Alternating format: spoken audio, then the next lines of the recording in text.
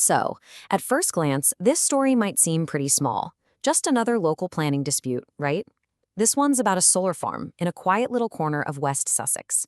But if you dig just a little deeper, what's happening in this village, Wisborough Green, is actually a huge deal. It tells us so much about the future of England itself. And look, this is not some simple story of progress versus the Luddites. This quote from a local resident, Phil Ingham, really hits the nail on the head. He says, "We are not anti-green," and that's key. For the people living there, this isn't some beautiful, clean energy project. It feels like the industrialization of their home, and they feel like they're being asked to shoulder the entire burden for a national policy. So yeah, Wisborough Green, picture it. Hedgerows, narrow country lanes, and now it's become this unexpected battleground. And that's why we're focusing on it. Because what's happening here is like a perfect little snapshot of this huge debate that is kicking off all over the country, where these grand national plans collide with the real day-to-day lives of people on the ground. Okay, so to really get why this one field is causing such a fuss, we've got to pull back from the village itself. Let's zoom out and look at the powerful forces coming straight out of Westminster. Because this isn't just some random developer's pet project. Oh no, this is part of a massive nationwide push. You see, there are a bunch of really powerful drivers all hitting at the same time. First, the UK has a legally binding target to get to net zero by 2050. That's not a suggestion, it's the law. Then there's this urgent need for national energy security, not being reliant on other countries. And to top it all off, you've got these huge reforms to expand the grid, while at the same time, planning protections are actually being loosened. You put all that together, it creates this incredible pressure to build huge new projects and to build them fast. And the scale we're talking about here, it's just staggering. The government is aiming for nearly 300 gigawatts of new generating capacity by 2035. Honestly, that number is so big, it's almost meaningless, right? It's hard to get your head around. But when you actually see it visualized, it really clicks. We're talking about nearly tripling our entire country's energy capacity. And we're supposed to do it in just over a decade. This is what's behind that massive sense of urgency coming from the top. And it's exactly why they're so eager to fast-track projects just like the one in Wisborough Green. And here's the official line, the justification for all this, coming straight from the government. The argument is that this kind of rapid, massive change is absolutely essential. From their point of view, it's the only way to get away from unpredictable global energy prices, achieve energy independence for the nation, and ultimately deliver cheaper, cleaner power to everyone. Right. But that grand, top-down vision, it can feel a whole lot different when you're the one standing on the ground looking at it. So let's head back to Wisborough Green, back to the village lanes, and see how this national mission is actually playing out for the people who live there, whose concerns are a lot more specific and, tangible. Now, what's so fascinating here is that the local opposition isn't just, not in my backyard. It's incredibly technical. The developer claims the farm can export 94% of its power, but the residents, they're digging into the numbers and they're worried about the grid connection being too limited. They're afraid the project is going to create what they call ghost watts.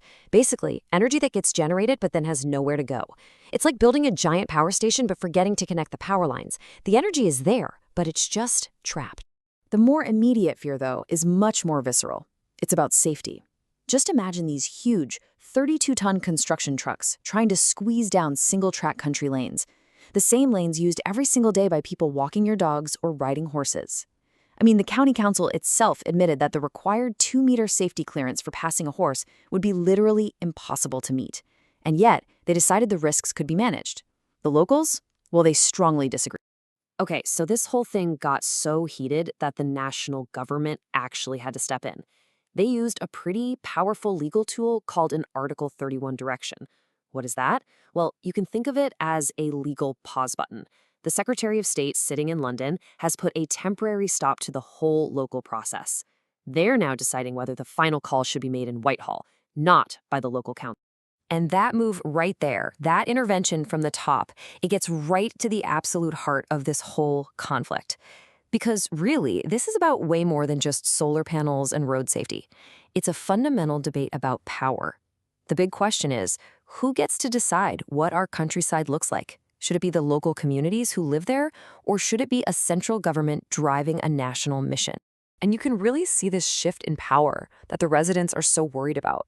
I mean, historically, these kinds of decisions were made by local councilors, people they actually voted for. But now a minister can just call in the case and make the final decision hundreds of miles away in Whitehall. It feels like the entire local democratic process is just being bypassed. This quote from a local councillor really seems to sum up the feeling on the ground. This isn't consultation, it's notification. Oof, they're basically saying we are told what is going to happen and we're just expected to applaud. It paints a pretty clear picture of a process that feels like a one-way street, where local input isn't really a part of the conversation, it's just a box-ticking exercise. So here's the really crucial part. The rules of the game have actually changed. There's a new national planning policy framework, and it literally instructs local councils that they have to give substantial weight to any renewable energy proposal. What that does legally is it tilts the scales. It prioritizes the national energy goal over a lot of the traditional planning concerns that a local community might have.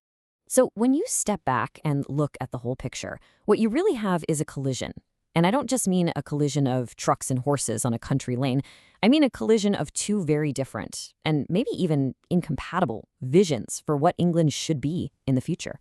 So on one side, you've got the government's vision, right? A modern, efficient, electrified nation, powered by these vast energy hubs. And on the other side, you have the idea of a living landscape, a countryside that isn't trying to be frozen in time, but is really wary of being changed forever without having a voice in the matter. And that right there is the real takeaway from all this.